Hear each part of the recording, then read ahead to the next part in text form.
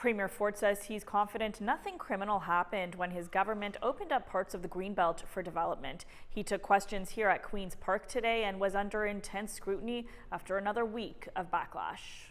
I'm first to admit the process could have been better, but we need a wartime effort right now on all fronts. The Premier also making an effort to distance himself from the Greenbelt controversy on Friday. Reporters pressing him on how Ontarians are expected to believe he was unaware of what was happening. Let me tell you very simply, and it goes for any Premier, you get stuff put in front of you before cabinet, which I did.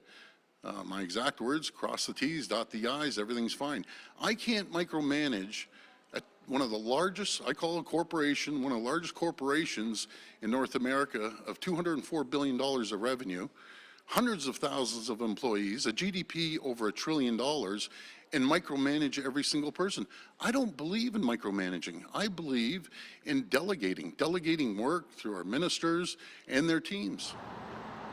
But building housing is one of the Premier's signature policies, and opposition leaders say it defies belief that he didn't know after mandating the minister to carve up the Greenbelt himself.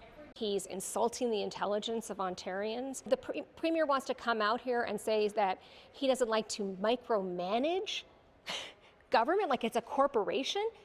That's called being the Premier of this province. That's called governing.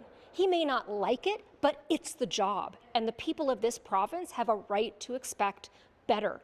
Earlier this week, the housing minister's chief of staff resigned. Ryan Amato was at the center of the scathing Auditor General report that found he had handpicked the land sites that would be removed from the Greenbelt under the direct influence of wealthy developers who now stand to gain billions of dollars.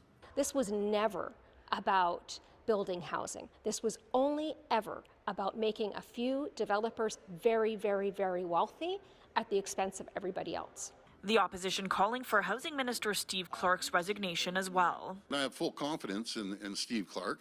He's out there trying to build homes.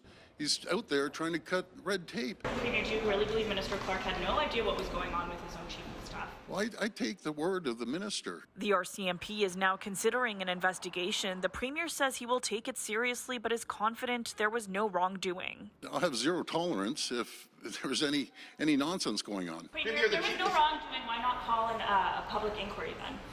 Again, I'm not going to answer hypothetical questions. He's so confident, and yet he says he doesn't know anything. So which is it? Now, despite all this pushback, the Premier says it is full steam ahead with the plan to build homes on the Greenbelt. The province's target is to build 1.5 million homes by 2031. But as the AG report noted, the protected land was not needed, with plenty of other land in Ontario available to build housing. For City News, I'm Tina Yazdani.